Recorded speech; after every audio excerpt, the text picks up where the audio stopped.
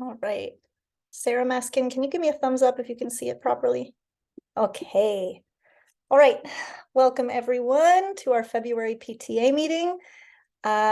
Si necesita traducción en español, tenemos Maestra Carter y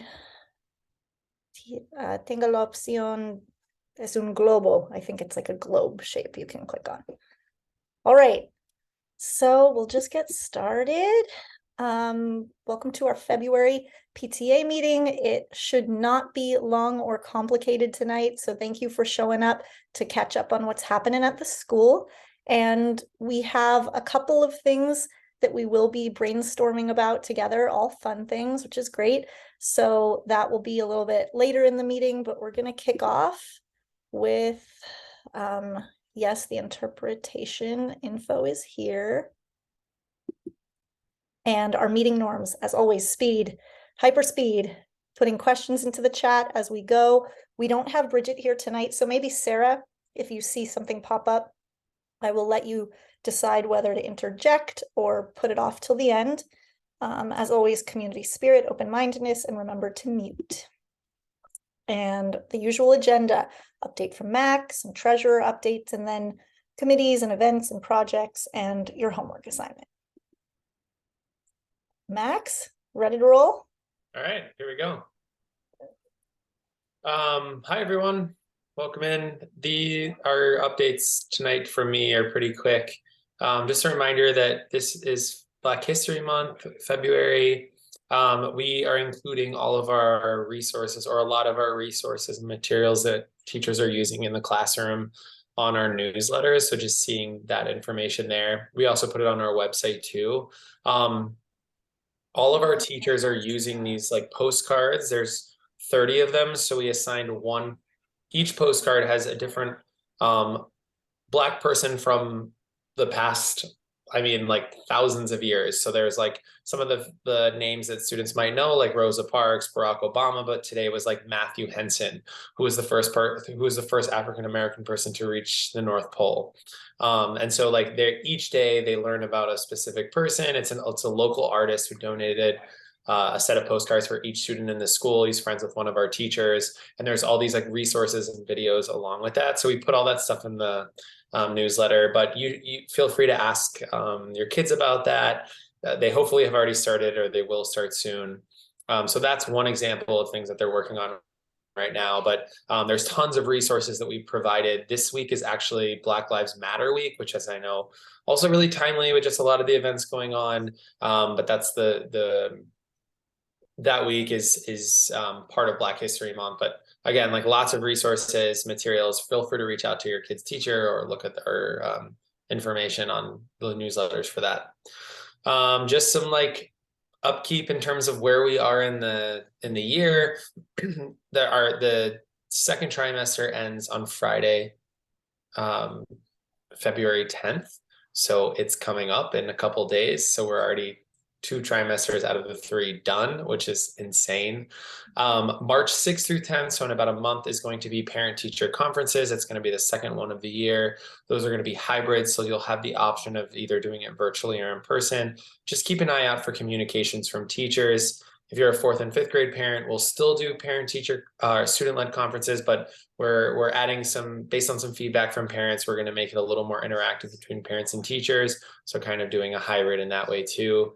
But again, that's coming up. That's going to be a short week. I'll talk about that a little more in our upcoming newsletters, but just keep an eye out for communications in terms of scheduling a meeting with your child's teacher for that week. And that, a lot of that is going to be based on how they've done in that second trimester and really setting a goal for the final trimester that starts next Monday. Our next Friday morning circle is Friday, February 24th. So we'll all be out on the yard and in the morning, and we'll have the PTA sponsoring another, I think. Will we? Coffee and bagel. Yeah, I'm putting you out there. Gonna do our bagel run? Yep.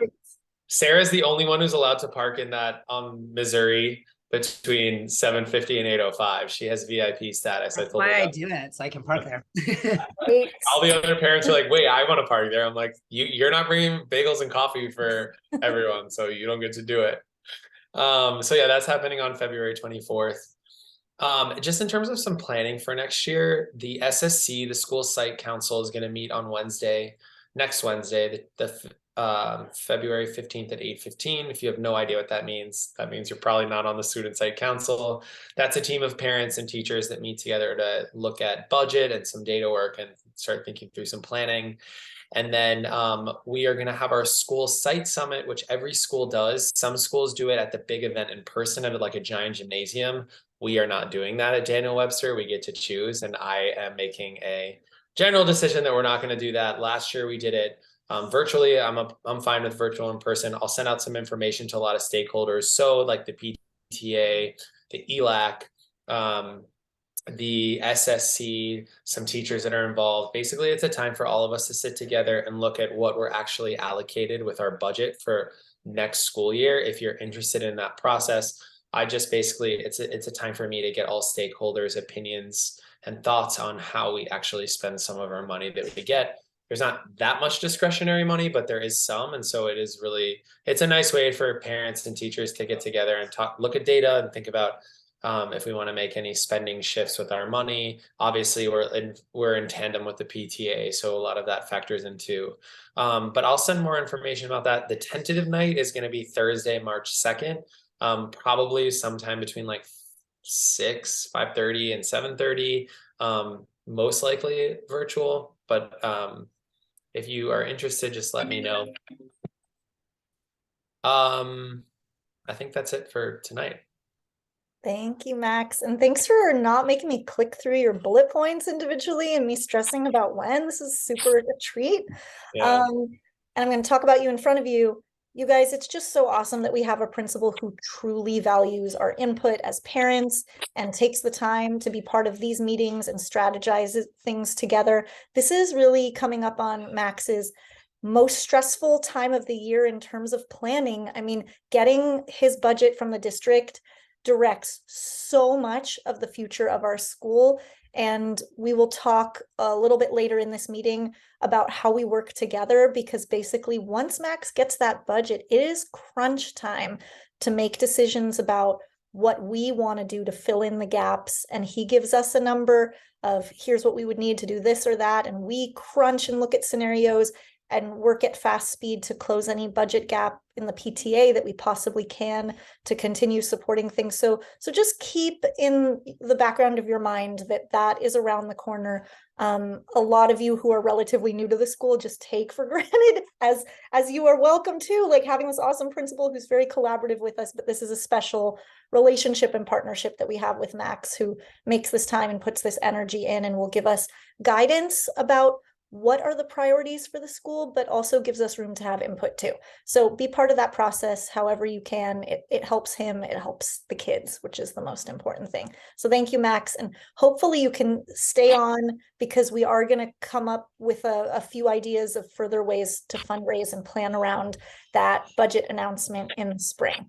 So thank you so much for the thorough update. Yeah, does anyone have any, on this note, before you guys brainstorm later, does anyone have any questions? Or yeah, Sarah, I see your hand. Just because I missed something from the minutes, did you give a time for the school site summit? No, I'm let's say 5:30 to 7:30 tentatively, but And then the other thing that I may have missed too, just while I was typing, for the Black History Month, when you were describing the cards art, is that happening across all the class levels? yeah. Okay, awesome, thank you. Nice, that's a really cool idea. All right, thank you, Max. We are jumping onwards to our treasurer. Hello, everyone. Good evening. Hey. Hello. So for those of you who like numbers as much as I do, never love numbers more than being the PTA treasurer. So update on our Give a Who campaign. We've raised $57,600, which is just awesome. If you were to look back at last month's slide, this is a net of 11,500 month over month. A lot of that is due to company matches that have come in, like we talked about. For those of you that do company matches, appreciate you sending those in. Just so you know, those can take many, many weeks to hit our bank account and hit our books. So if anyone has a question about any particular one, shoot me an email, timcrowellpta@gmail.com, and I'm happy to look that up for you. And then point two, our total fiscal year raise so far is about $83,500. And just to keep me honest, our budget is just around 20% remaining. Like we said, every month, a huge chunk of that budget goes into paying for specialty teachers, kind of like what Rebecca was alluding to. So this is not going to change much month over month. Awesome. That's what I got. Thank you so much, Tim, for your wild enthusiasm about numbers and supporting our PTA in that way. Any money questions for Tim before we let him off the hook? All right. And Give a Hoot continues. As I mentioned, Max will give us an update about what gaps we need to close once he gets those numbers. But in the meantime, if you have extra money, give it to us. We'll use it really well for our kids. Committee updates. I don't know who's on the meeting tonight to talk about different things, but I will just say teacher snacks are needed on Fridays still. We've gotten a bunch more signups for the spring, but I had neglected to update the calendar once we hit post holidays. So I think the teachers missed their first Friday back from winter break.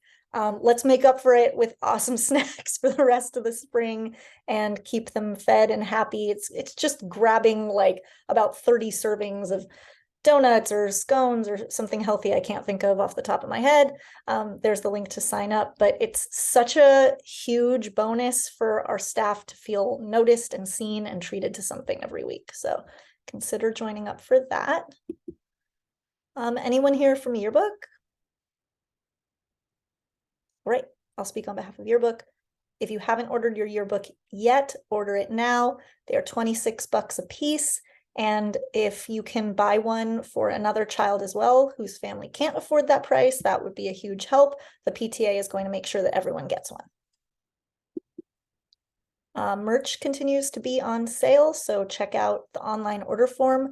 We have front-loaded a lot of merch purchasing for the year already, so I don't think we're planning to do another merch order this school year. So if your favorite sizes are gone, my apologies, but get in on what's left before that's all gone. Hat will fit anyone. Just check out what is available. And Stephanie, thank you so much for managing this complex side job process. Okay, this is a question to the community, and this I would also love Max and Miss Carter's input as well if they have any to add. Anyone can put it in the chat, but basically we've heard conflicting things about how necessary snacks are, morning snacks for kids. We hear from different people that some classrooms haven't gotten donations from families much at all in terms of just having kind of crackers and stuff available in the classroom for kids who are hungry at recess and didn't bring one. Other people tell us like most kids aren't really eating them and most kids bring something for themselves or don't need one. So I guess this is just a perfect opportunity for people to weigh in on how it is for either their kid or the school side. I mean, like our next level, if we really think that a lot of kids are hungry, is to see if we can contract with the food bank or some wholesaler and get kind of school-wide deliveries that can be divvied up. But that's a really huge project. So we only want to do it if it feels necessary. So I don't know if Max or Annalise, you are able to, type into the chat or jump on and say if you have any sense, or parents, if you've asked your kids or heard anything, but we'll just take a moment to kind of gather data informally here as a first step.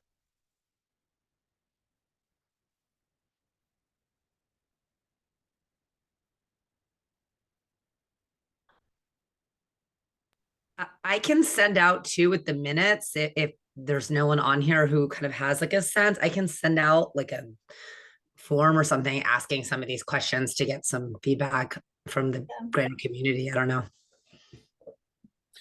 And I can talk like briefly on this. Yeah. We used to receive snacks. Basically, the bottom line is like the summary here is we used to receive snacks during morning recess during the pandemic because lunches were technically a little smaller because of the way that they were making them during the pandemic. Now we're back to the original sizes of lunches and having a breakfast option.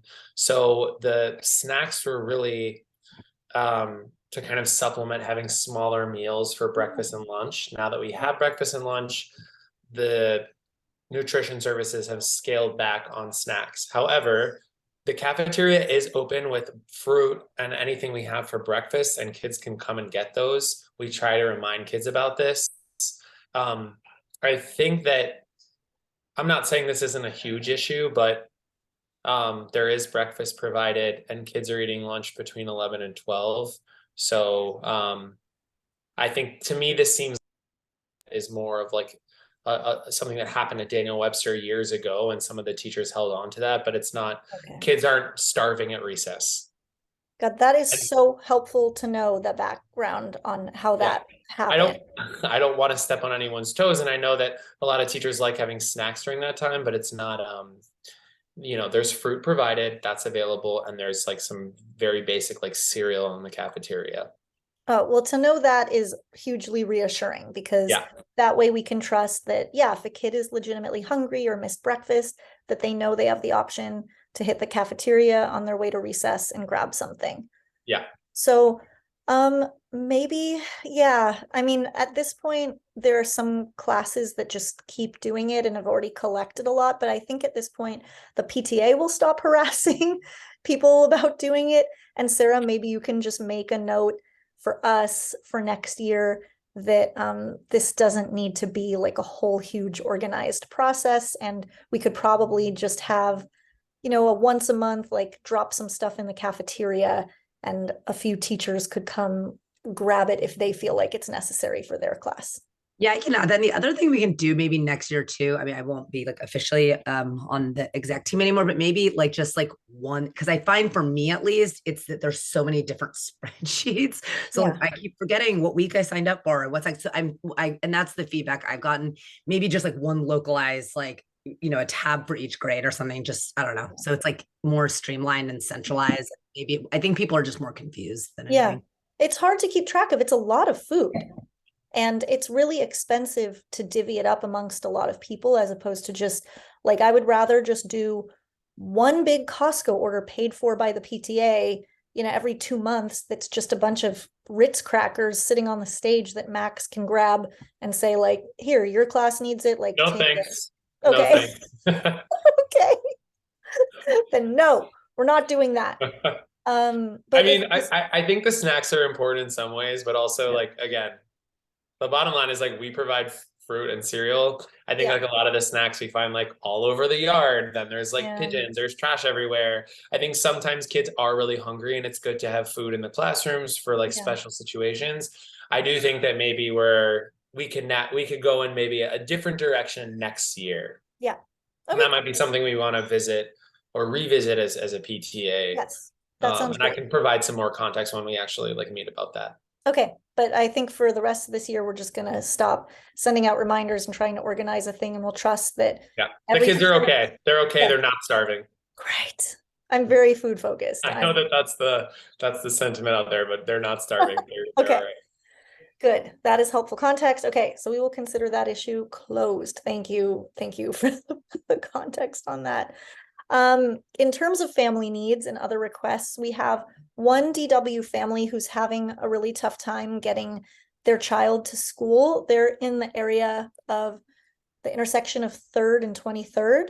So just if you happen to live anywhere near that intersection and you think that on your way to the school in the morning, you could grab an extra kid, an awesome kid. I don't know who the kid is, but I'm sure they rock and you would love to have them along.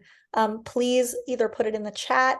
I think Miss Carter is the one kind of helping to organize, so she will see it in the chat, or send her directly an email. That would be much appreciated. And now events. So we are at what time? 7:22. So this is the last big bulk of stuff happening in this meeting. Couple of things to strategize. The two big things are the Parents' Night Out dinner, which is going to be Thursday, February 23rd, and our first ever Jumpathon on Wednesday, March 15th. After that, we have a giving day that we're going to start thinking about, which will be the day oriented around closing the gap. So whatever Max's budget is going to kind of cut or, you know, not give us a lot to work with, we're going to strategize what we can raise on that day. And then a circus night of some kind, sort of a whole community event, similar to pasta night in terms of it being on our yard and having dinner and all that kind of stuff. But last year, our theme for that spring event was a circus theme, and I have a bunch of circus people I'm going to invite to do some cool stuff. So that's on the radar. But most importantly, Parents' Night Out. So Sarah, go for it. Hey everyone. So you know, we are in like decent shape with our fundraising this year. And so kind of in lieu of like the fancier dinner we were planning on maybe doing last semester, I guess, we were thinking it would just be fun to have kind of an opportunity for parents to like go out, something like a little bit more casual, more fun, or not more fun, but just casual and fun, and kind of keep it just like a little lighter. So our goal with this is actually really not fundraising. It's really just to kind of get people together. Now, if people come and they have like a couple glasses of wine and like their pockets open up and they want to donate, great. But the purpose is like not to fundraise. So I actually talked to people that I know at Mission Rock, which is close by, down by the water. And the restaurant, they know we're a local school. And so the manager and the owner, you know, would like to kind of serve us. So they've agreed to actually waive the whole rental fee for the bar deck. And all we would need to do to have kind of like a fun, like kind of a cocktail hour, is to meet the food and bar minimum, which I don't think will be hard for us. So we'd like to keep, so we're kind of still working some of these kinks out. We would like to keep this cost affordable, so that it's not like a huge expense, because we want it to be fun. So we're hoping between like $40 or $50 a person, and this will cover food and drinks. This will be like kind of cocktails, wine, and some like sort of heavy apps. So it's not like a sit down dinner, but like pizza and sliders and, you know, crostini, all that stuff. And it's mostly really going to be dependent on like what we can charge kind of per person on like the number of people who are interested in coming. So there has to be like community interest in order for this to happen. Because again, this isn't like a fundraiser for us. So we do need to like cover a cost. And yeah, again, it's, you know, just kind of an opportunity for us to all get together. I think we did some type of Parents' Night Out last year as well. I wasn't there, so I don't remember where it is, but we thought it would be a good opportunity to get together somewhere local, and just kind of like have fun. So if you are interested, I will probably be sending like some kind of a communication form, a Google form of some kind, to gauge interest, to see who's interested in coming. So keep your eyes open from some communication from either me or Rebecca about Parents' Night Out.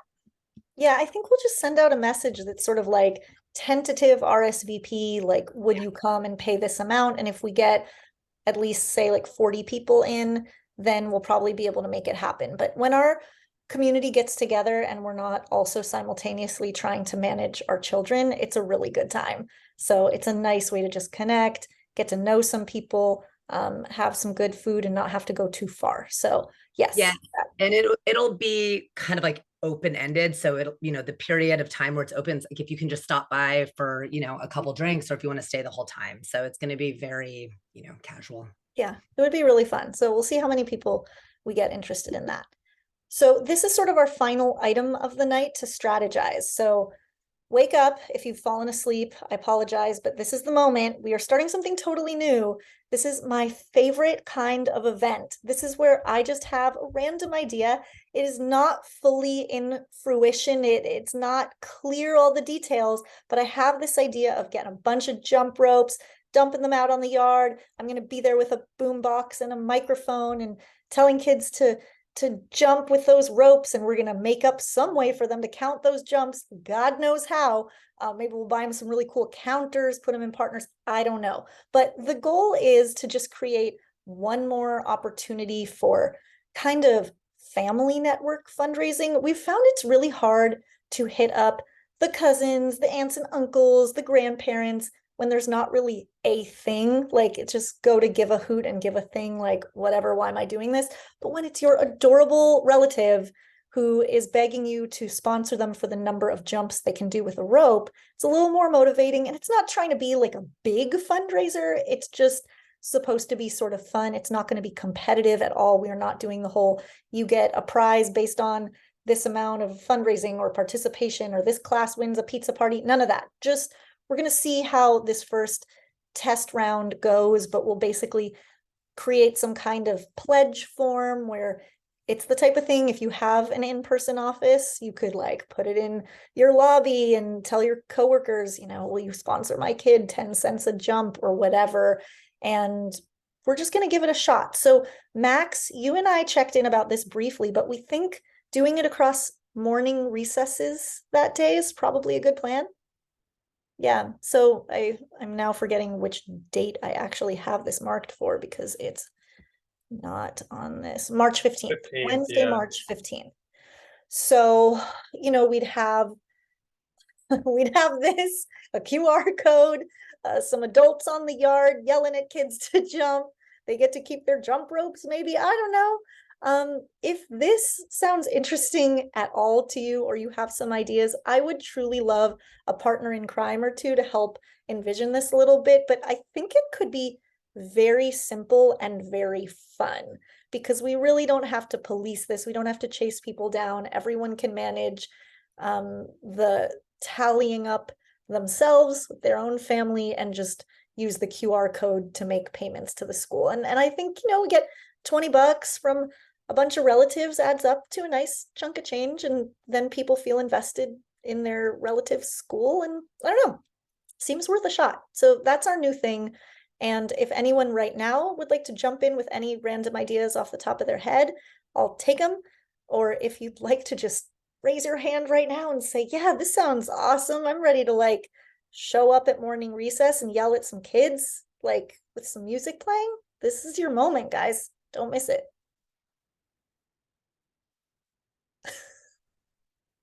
Silence. Damn it, this is what I feared.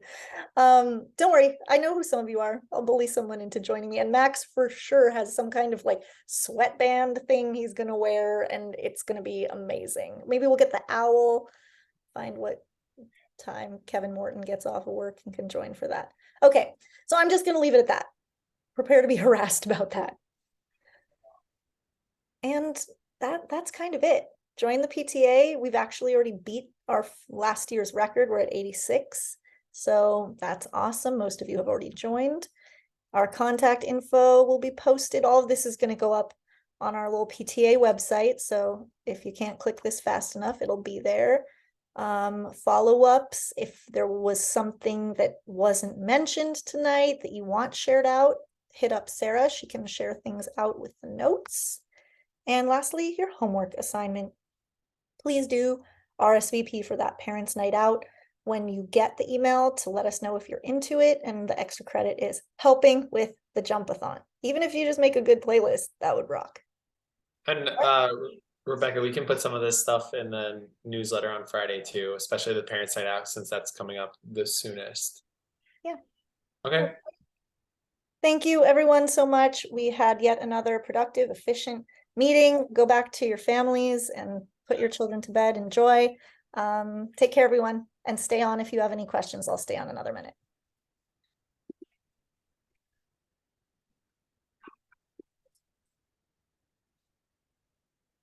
Ramiro, it's good to see you. Rebecca, I don't know if this is a deal breaker, but I'm not here for the jump-a-thon. No. Can you make it the next Wednesday? I have a wedding in Columbia and I cannot miss that. I don't see why not. I Going just to realized Columbia? that. What's that? Going to Columbia, did you say? Yeah. Oh, cool. That's where David's family is from. Okay, we'll chat. But Yeah, I want to give you just realized suggestions. that's the week I'll be gone. Can you do the next week, which is the week before spring break? I am checking my calendar. I'm sitting over here judging your priorities, Max, right now. Look, It's the only way this job's sustainable. We had tentatively put Wednesday, March 22nd as the giving day, but I mean, what if we Why combine don't we do it them? the same? What if we have a Frankensteinian jumbo giving day? Let's do it. I think that would work. And I'm also really it's like partying in Colombia, so we need to like make. Yeah, I need Max there for this. the kids do their little fundraising. Yeah, I think it'll be good if I was there. I think like some things are totally fine without me there. I think that it might be better if I'm there for that. But I don't want to derail all of the plans if we really have like a March 15th. No, we do not. That was just random. That's what I choices. figured. Yeah. So yeah, that sounds good to me to combine. Okay, so I am putting it on the calendar. The PTA calendar now says Wednesday, March 22nd. Oh, hey Sam. And it says it on my personal calendar. So we are set. So Sarah, maybe just update that in the notes. For sure. Perfect. So now I'm gonna create the custom QR code. Yeah. Should it be specific to Jumpathon, or because now people are gonna want to shoot the code for a giving day? I mean, keep them separate. Just keep a Jumpathon code, and that's what we're going to put on all Jumpathon materials. And very few people will be making a payment during the Jumpathon. The Jumpathon is just counting your jumps. Yeah. Okay. Are any family members invited to Jumpathon, or is this just? That could be cool. What's Well, gonna be adults on the yard though, right? Yeah, I mean it would be. What we could do is we could make each recess instead of, because what we right now have is like it's from 9 to 10, and the first 20 minutes is kinder and first, the second 20 minutes Is that true for a Wednesday when you have the short day? that would be 9 to 10 on Wednesday. But Okay. what we could do is just stretch out recess and make everyone 30 minutes. So if you have a kid that's in kinder and first and you've donated any money, or even if you haven't, Yeah. you can come and like be a part of recess or something. And we could make it like 8:30 to 9, 9 to 9:30, and 10 to 10:30, so that there's a little more time. I love that. And you know who else we need? We need that guy that Sierra knows that's like the jazzercise dude. Yeah. Who is that? Yeah, we need all hands on deck for this. But I think it mean- would be nice. I think people would be more into getting involved, or like Yeah. donating a little money if they could be there. And I'm fine. We're fine with. I mean, we can just open the gates, and that's the time. That would be so fun, and we could like make some kind of theme about it. Like it's Yeah. we can spice it up in a way that's fun for everyone. But I think having some kind of special guest that helps us lead it, plus And I think you and Thomas co-DJ and MC. done. He's good at that. Oh, I know Thomas. Yeah, I you know. two can share the mic. I feel like Can you we? two sharing the mic. We'll have Can a we DJ. though? I mean, Yeah, that's true. It's gonna be a battle, but I would love to watch that. So, if we can do the 22nd, that would be great. oh, it's done. 22nd. Okay, great. That and We- that'll be we- combined with Giving Day. Perfect. Okay. Yeah. But we I'm don't want families giving to like, we want to make sure we get money out of families. Separate, like who might be able to afford it, who have kids in school separately. So there's like a pollution risk here where we combine these events, and people are like, oh, if I give $1 for Jumpathon, then I don't have to give money on Giving Day. So like, this is like, hey, families, we need your help on Giving Day. And here's one really cool thing you can do. Yeah. You can go get your broader network to give money. Also, we need you to give if you can. Yeah. Yeah, I think it'll be clear because the actual Jumpathon event will not be about giving money in person. It'll be like the kids will have their pledge forms at home, and we'll be yelling at the end of recess, like, now take your number home and tell your family how much they owe you, and hit the QR code, and everyone will just either do it or not do it. But the Giving Day stuff will be like, we'll have a separate team of people out on like the sidewalk doing the same kind of thing we did last year, which was having the owl out there that happens mostly during drop off. I mean, actually that'll happen exclusively during drop off, because that's what we did last year and it was great. And it was also virtual. It was great. And more to the point, we do not want the big donations coming through PayPal, like, because we pay a lot in fee when it's a big donation, the PayPal is going to take a lot in fees. So we'd much rather have a check. We can't Or figure go- out Venmo. It's totally illegal. What's that? Venmo, it's totally illegal. We can't do it. It's not that it's Friends totally and family. illegal. Are you asking about Venmo? Someone would The have to problem- Venmo a private person, like Venmo Tim as a person, and then he would launder the money through. It's not great. Yeah, it's not great. I was like, yeah, I can do it, but I guess that's also not a good look. So Ooh. so the problem with I looked into signing up Venmo for the PTA. You need a phone number that will accept SMS that's not already on Venmo. Yeah. So it's like you don't have a lot of great options. However, we can accept Venmo through our every.org channel. Okay. So because that is a 501c whatever, it's a nonprofit that they basically collect our donations and send us, they turn around and send it to us as kind of a clearinghouse.